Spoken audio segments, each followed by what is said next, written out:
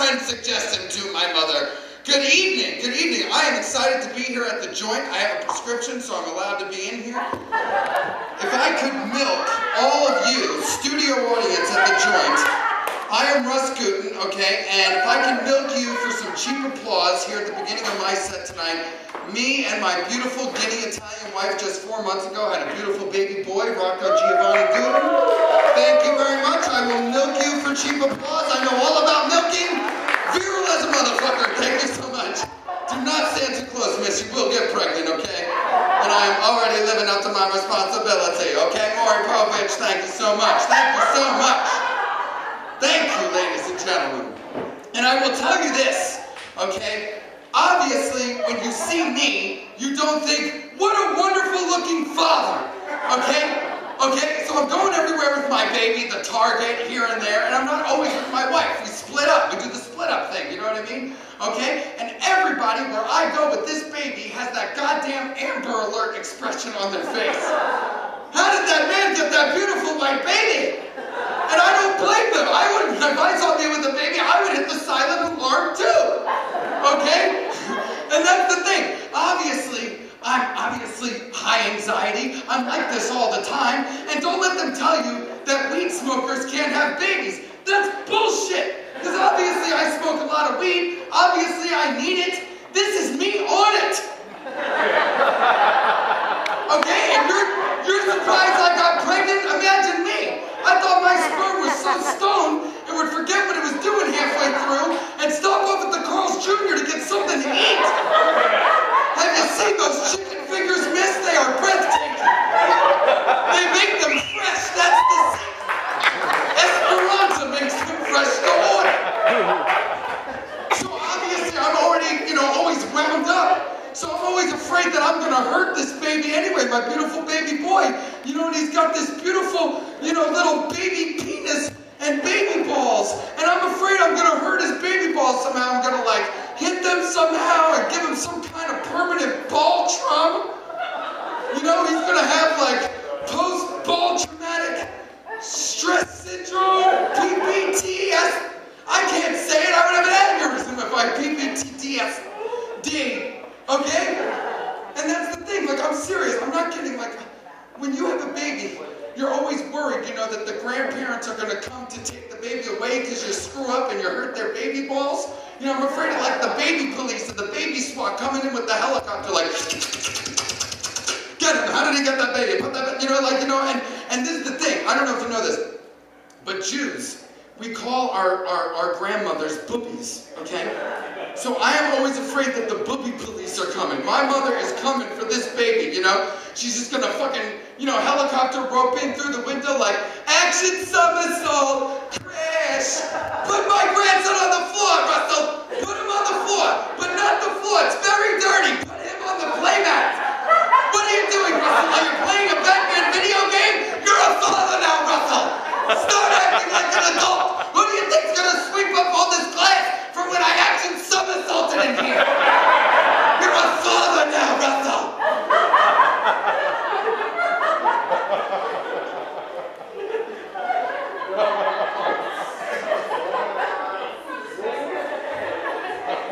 And obviously having a baby was a bad idea, right?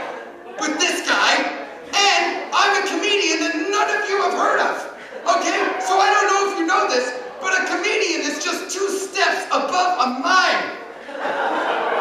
It goes mime, magician, comedian. Kardashian, younger Kardashian, rodeo clown, railroad robo's contestant, Snooki. And you see how I have to jump up there for Snooki, but she's all the way down here. It's a juxtaposition. Okay?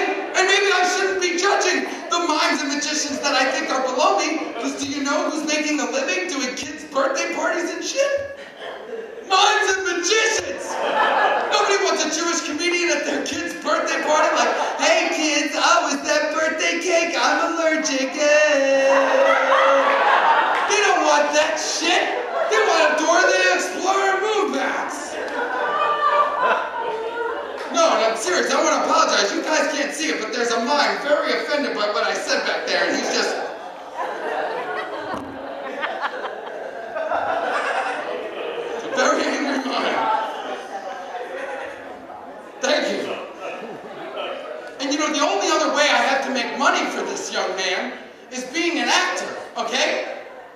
my agent made me shave my beard. That's why I have this quarter beard, this George Michael father figure, preacher, teacher, Don Johnson, Randy Savage in the late 90s quarter beard going on, okay? Because he told me to shave my beard so maybe I could get some more high school roles.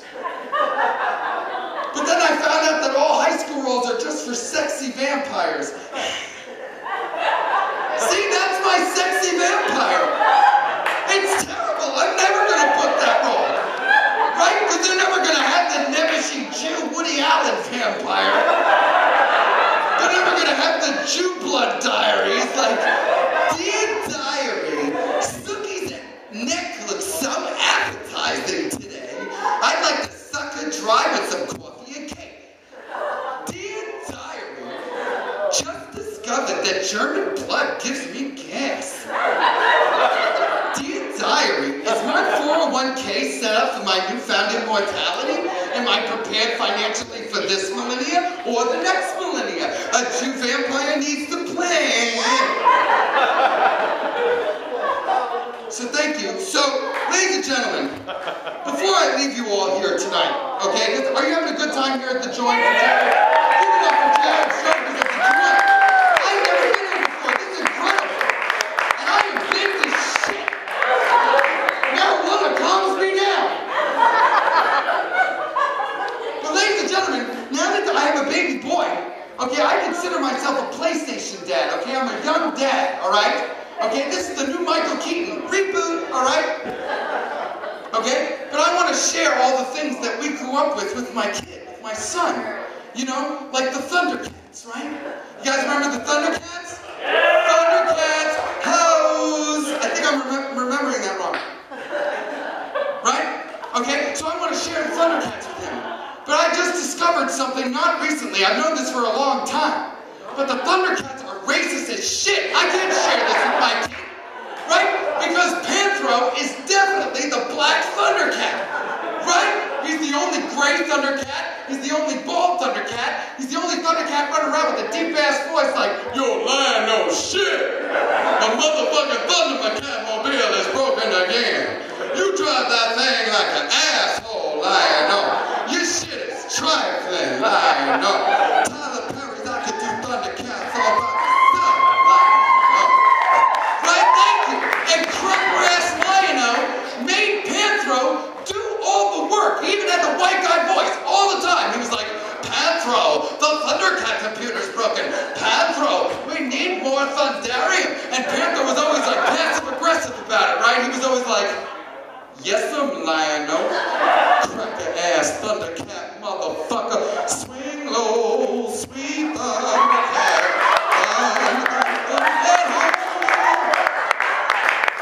Thank you. So before I'll leave you here tonight, you think that this is just based on the old cartoon. I wrote this joke in 7th grade. But this is how I know that the Thundercats are fundamentally racist. Because there was a new cartoon that I watched baked as shit after I put my kid to bed with a Milky Papa lullaby time the other night.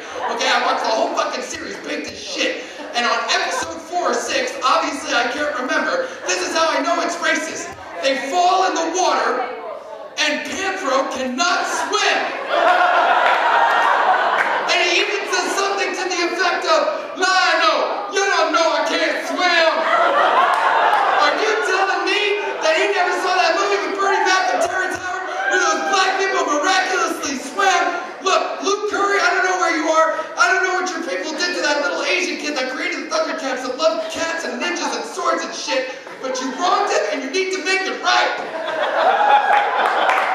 Thank you. It's reverse Thundercat racism. Thundercats are racist. I'm your POPPA RUS. Thank you for having me, Jared. Go Birds, go Philly. Thank you for having me here at the joint. Ladies and gentlemen, good night. I'm POPPA RUS. There it is. I found it. Thank you so much. Good night. Give it up for Ross Brett Gilbert, ladies. Yeah! Lion, he was awesome! He's gonna be a big star. You're gonna say, I saw him here at the joint. Oh, boy, he was famous. Oh, my God. All right, everybody. You guys ready for some more show? Yeah! All right, this next guy, you know him. He puts the show on here. He just got back from New York City. We performed at the world-famous Caroline's Comedy Club. It was actually a big deal in the comedy world, ladies and gentlemen. Mr. Jared Bonner. Jared Bonner. What's up, y'all?